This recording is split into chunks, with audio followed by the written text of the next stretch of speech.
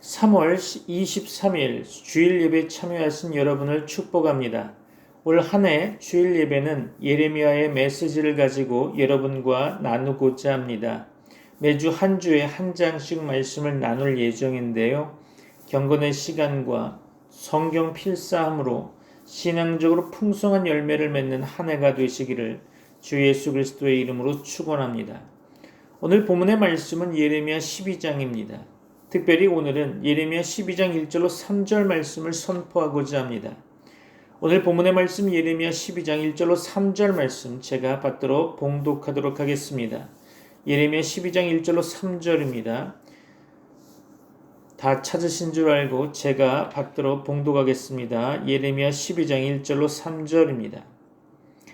여호와여, 내가 주와 변론할 때에는 주께서 의로우시니이다.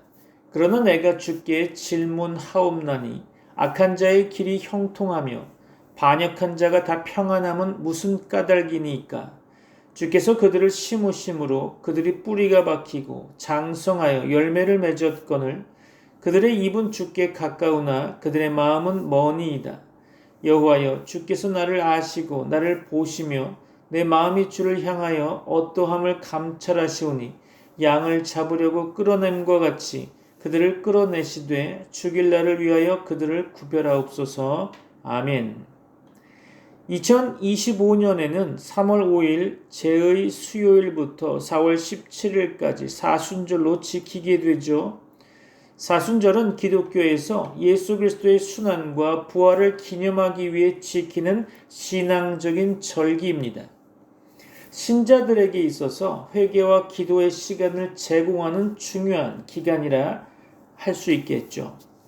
이 40일간의 여정은 단순한 전통이 아니라 마태복음 4장에 언급된 말씀과 같이 예수님이 광야에서 40일 동안 금식하며 시험을 받으신 이야기를 떠올리며 신앙을 더욱 굳건하게 다지는 시간이 되어야 할 것입니다. 사순절은 신자들이 예수님의 희생을 묵상하고 자신의 삶을 돌아보며 회개와 영적 성장을 이루도록 돕는 기간이 될 것입니다. 많은 기독교인은 이 기간 동안 절제와 희생을 실천해야겠죠. 단순히 음식이나 특정한 습관을 포기하는 것이 아니라 물질적 욕망을 줄이고 내면의 성찰을 통해 신앙을 더욱 깊이 있게 다지는 데 그 의미가 있다고 할 수 있겠습니다. 이를 위해서 기도와 금식, 자선활동 등을 실천하며 하나님과의 관계를 회복하고 신앙 공동체 안에서 서로를 돌아보는 시간을 가져야 할 것입니다. 사순절은 단순히 과거의 전통을 반복하는 시간이 아니라 개인적으로는 영적인 정화를 이루고 공동체적으로는 사랑과 나눔을 실천하는 과정이라고 할 수 있겠죠. 사순절 기간 동안 기독교인들이 금식하는 이유는 단순히 음식을 섭취하지 않는 행위를 넘어서 다양한 영적 의미를 담고 있다고 할 수 있겠죠. 금식은 예수 그리스도의 고난에 동참하고 자신의 신앙을 점검하는 방법으로 여겨지게 될 것입니다. 금식에 대해 몇 가지 말씀을 나누고자 하는데요. 첫째로, 금식을 통해 기독교인들은 예수님이 광야에서 40일 동안 금식하신 것을 기억하며 그 고난에 동참해야 한다는 거죠. 예수님의 희생을 묵상하며 자신의 욕망을 절제하고 겸손한 마음으로 하나님께 더 가까이 나아가고자 몸부림쳐야 할 것입니다. 둘째, 금식은 자기 성찰과 회개의 시간을 갖도록 돕는 역할을 하게 될 것입니다. 음식을 절제함으로써 육체적인 욕구를 다스리고 영적인 부분에 더욱 민감하게 하며 아울러 집중하게 하는 거룩한 행위가 될 것입니다. 이를 통해 자신의 삶을 돌아보고 잘못된 부분을 회개하며 하나님과의 관계를 회복해야 되겠죠. 셋째, 금식은 하나님과의 깊은 교제를 위한 도구가 되어야 합니다. 육체의 필요를 줄이고 영적인 부분에 집중함으로써 기도와 묵상에 더욱 몰두할 수 있게 하는 도구가 될 수 있을 것입니다. 이는 하나님과의 대화를 더욱 풍성하게 하고 그분의 뜻을 구하는 데 도움을 주는 거죠. 넷째, 금식은 이웃을 향한 사랑을 실천하는 방법이 될 수 있을 것입니다. 금식을 통해 절약한 음식을 어려운 이웃에게 나누거나 봉사활동에 참여함으로써 예수님의 사랑을 실천해야 하겠죠. 이처럼 사순절 기간의 금식은 단순한 음식 절제가 아닌 예수 그리스도의 고난에 동참하고 자기 성찰과 회개를 통해 하나님과 더욱 깊이 교제하며 이웃사랑을 실천하는 중요한 영적 훈련의 장을 마련하게 될 것입니다. 오늘 본문의 말씀을 통해 하나님의 말씀을 상고해 보고자 합니다. 예레미야 12장 1절이죠. 여호와여, 내가 주와 변론할 때에는 주께서 의로우시니이다.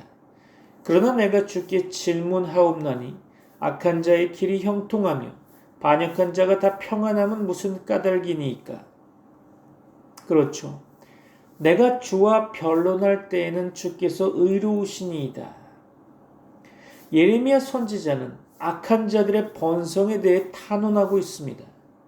그는 하나님의 공의가 끊임없이 적용되고 있는데 어떻게 악이 그처럼 종종 맹위를 떨칠 수 있는지, 그리고 경건한 자들이 고난을 겪으며 가난하게 살아야 하는지 의아했죠. 그는 하나님이 의로우시다는 점을 알고 있었으며 또한 모든 것이 다 바르게 진행되리라는 것을 알고 있었죠. 그러나 그런 와중에서 하나님의 공의와 정면으로 배치되는 듯한 일들이 나타나는 사실에 대해서 납득하기가 어려웠겠죠. 그는 바로 이 주제를 놓고 하나님과 변론을 벌이고자 하며 이에 대한 하나님의 분명한 가르침을 얻고자 했던 것입니다. 우리도 우리에게 닥쳐진 많은 일들 가운데 우리의 이성으로 도저히 이해할 수 없는 사건에 대해 하나님께 질문할 필요가 있겠죠. 하나님의 답을 구하며 우리의 신앙의 방향을 올바르게 성경적으로 설정해야 하는 것입니다. 여러분에게 하나님의 응답이 있기를 축원합니다. 예레미야 12장 2절입니다. 주께서 그들을 심으심으로 그들이 뿌리가 박히고 장성하여 열매를 맺었거늘 그들의 입은 주께 가까우나 그들의 마음은 머니이다. 그렇죠. 주께서 그들을 심으심으로 그들이 뿌리가 박히고. 자, 예레미야가 제기하고 있는 문제의 원인 중 하나는 하나님께서 이러한 자들을 심으셨다고 하는 내용이죠. 악인의 번성에 대한 의구심은 욥기 21장 7절 이하의 말씀 가운데에서도 표명된 바 있죠. 그리고 이 문제에 대한 해답으로 하나님이 그 해를 악인과 선인에게 비추게 하시며 비를 의로운 자와 불의한 자에게 내리우심이니라 라고 하는 마태복음 5장 45절의 말씀을 통해 발견할 수 있겠죠.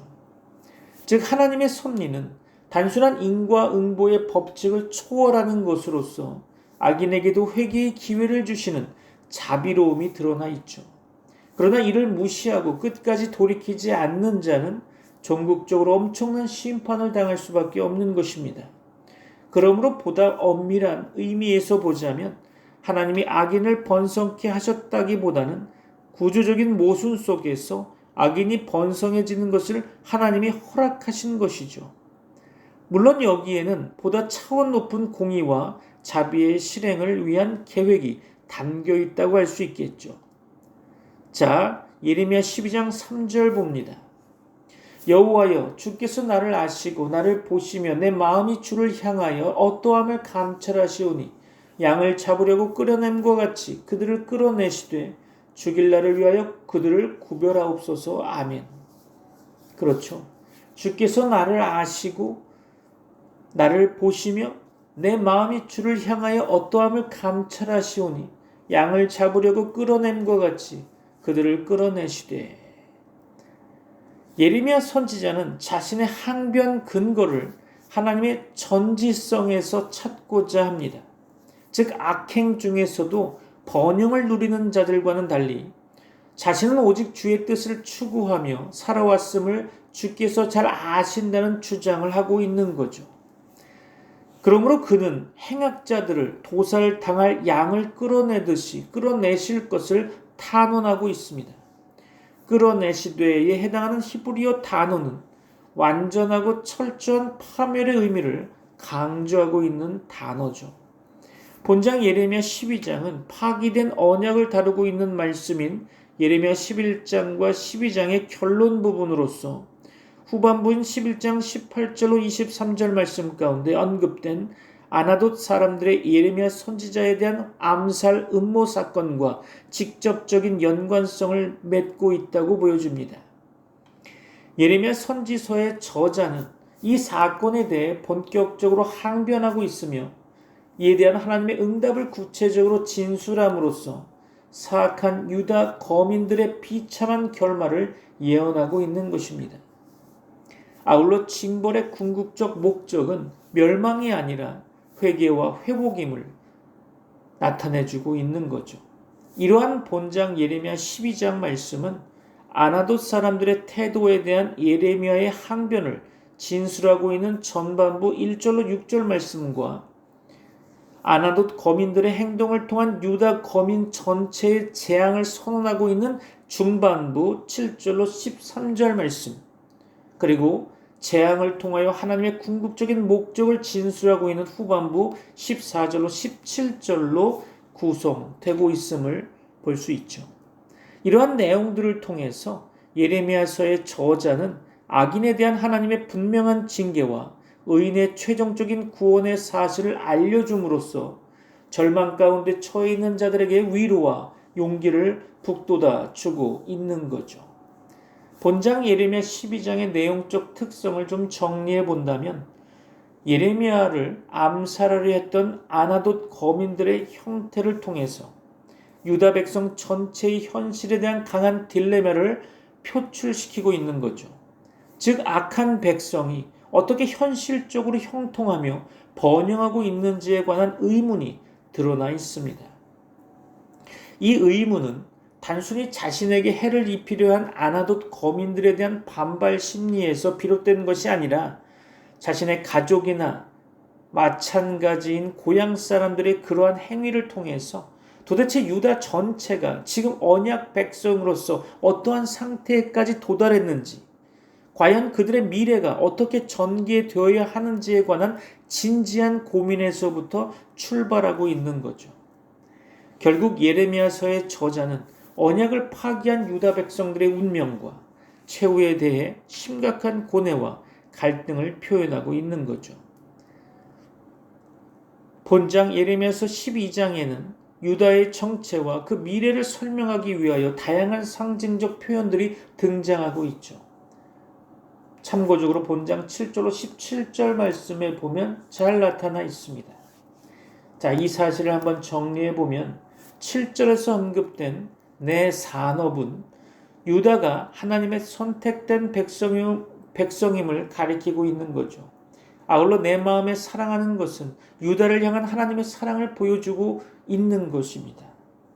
8절 말씀 가운데 삼림 중에 사자라는 표현은 참 선지자를 핍박하는 유다인들의 성품에 대한 비유를 드러내고 있는 거죠. 9절 말씀에서 언급된 문이 있는 매는 유일신이신 하나님을 의지하지 않고 혼합주의적 종교 사상을 가졌던 유다인들에 대한 비유적 표현을 나타내주고 있습니다. 10절에서 언급한 내 포도원은 직접적으로는 이스라엘의 국토를, 간접적으로는 유다인들을 가리키는 것이겠죠.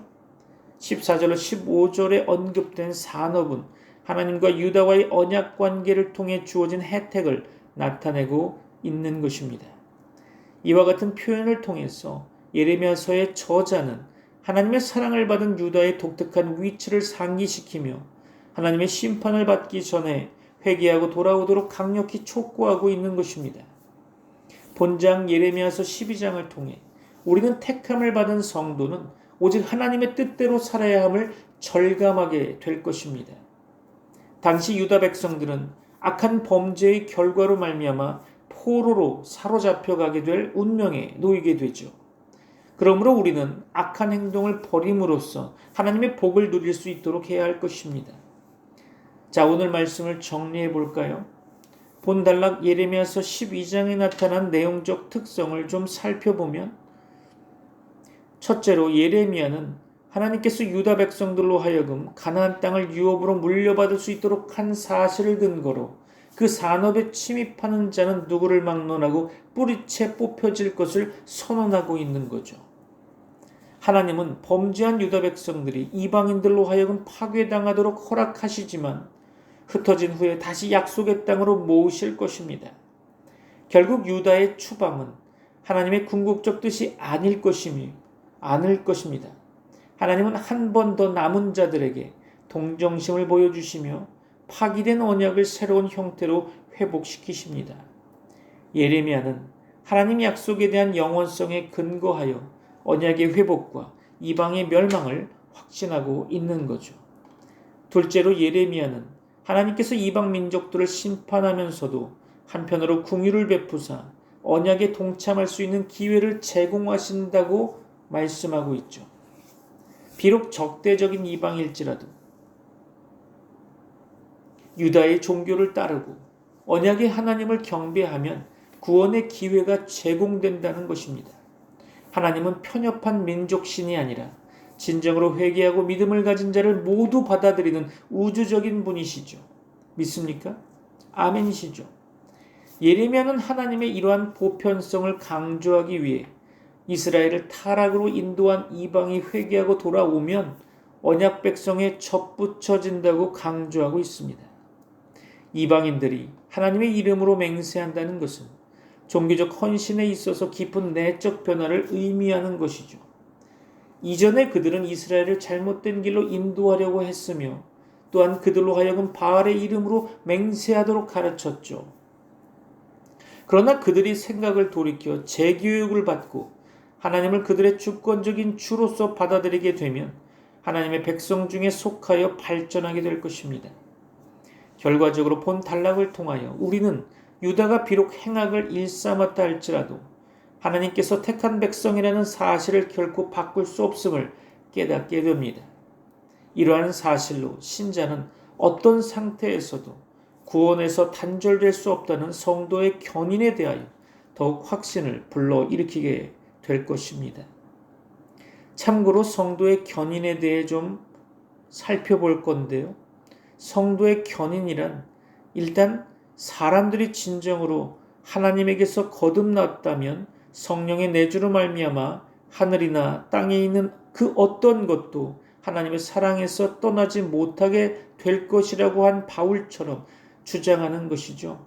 특별히 개혁주의에서 강조하는 교리입니다. 별도로 신학자 벌코프는 그리스도인은 은혜의 상태에서 떨어질 수 없다고 주장하고 있죠. 그럼 성경에서 말씀하고 있는 견인 교리는 무엇일까요? 사도 바울은 하나님의 사랑에서 우리를 끊을 수 있는 존재는 아무도 없다고 말하고 있습니다. 하나님께 부르심을 받아 구원을 받은 자는 하나님이 끝까지 지켜주신다는 것이죠. 여기서 견인이란 성령께서 신자의 마음속에서 하나님의 은혜의 역사를 시작하고 계속하여 마침내는 그것을 완성케 하시는 성령님의 계속적인 역사인 셈이죠. 그러므로 성도들을 인내하게 하는 것은 인간이 아니라 하나님이십니다. 성경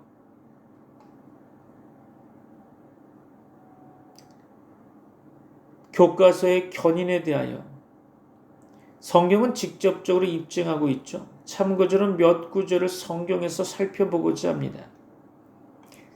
요한복음 10장 28절로 29절이죠. 내가 그들에게 영생을 주노니 영원히 멸망하지 아니할 것이요 또 그들을 내 손에서 빼앗을 자가 없느니라. 그들을 주신 내 아버지는 만물보다 크심에 아무도 아버지 손에서 빼앗을 수 없느니라. 아멘. 그렇죠. 로마서 11장 29절 볼까요? 하나님의 은사와 부르심에는 후회하심이 없느니라. 아멘. 그렇습니다. 자, 빌립보서 1장 6절 봅니다. 너희 안에서 착한 일을 시작하신 이가 그리스도 예수의 날까지 이루실 줄을 우리는 확신하노라. 아멘. 그렇죠. 데살로니가 후서 3장 3절입니다. 주는 미쁘사 너희를 굳건하게 하시고 악한 자에게서 지키시리라. 아멘. 마지막으로 디모데후서 1장 12절을 봅니다. 이로 말미암아 내가 또 이 고난을 받되 부끄러워하지 아니함은 내가 믿는 자를 내가 알고 또한 내가 의탁한 것을 그날까지 그가 능히 지키실 줄을 확신함이라. 아멘. 전 평택대 신학과 교수인 안명준 교수님의 한눈에 보는 성경 조직 신학에 따르면 우리가 현세에서 구원의 확신을 얻을 수 있는 것은 하나님이 이끄시는 견인 교리가 있기 때문이라고 말하고 있습니다. 여러분에게 하나님의 놀라운 은혜와 복이 가득 넘치시기를 주 예수 그리스도의 이름으로 축원합니다. 기도하겠습니다. 지금은 우리 주 예수 그리스도의 은혜와 하나님의 사랑과 성령님의 교통하심이 트리니티 미라클 교회 모든 권속들과 세계 교회 위에 이제부터 영원까지 함께 있을지어다. 아멘. 둘째되어 달리는 흔들림 없네 벽 위를 뛰어넘는 군대 멈출 수 없는 그 발걸음 그 무엇도 막을 수 없네 하늘이 어두워지고 태양은 빛을 잃네 별들도 그 빛을 감추고 대지 심판이 이 말이 주님의 날 가까이 오네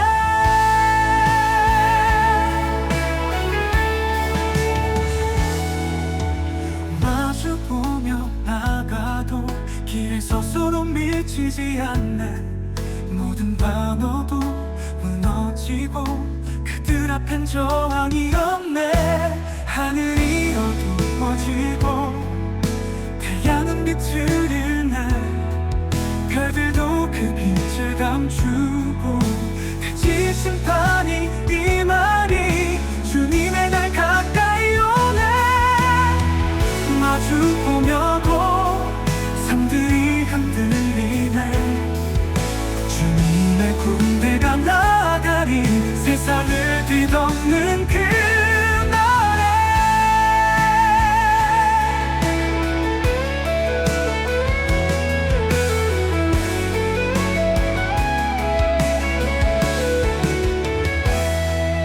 하늘이 어두워지고 태양은 빛을 잃네 별들도 그 빛을 감추고 대지의 심판이 이 말이 주님의 날 가까이 오네 땅이 진동하고 산들이 흔들리네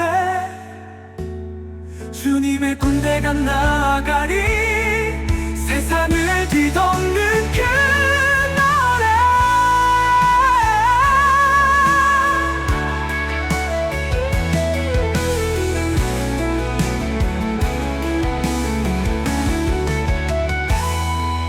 하늘이 어두워지고 태양은 빛을 잃네 별들도 그 빛을 감추고 대지 심판이 이 말이 주님의 날 가까이 오네 하늘 진동하고 산들이 흔들리네 주님의 군대가 나가리 세상을 뒤덮는 그날에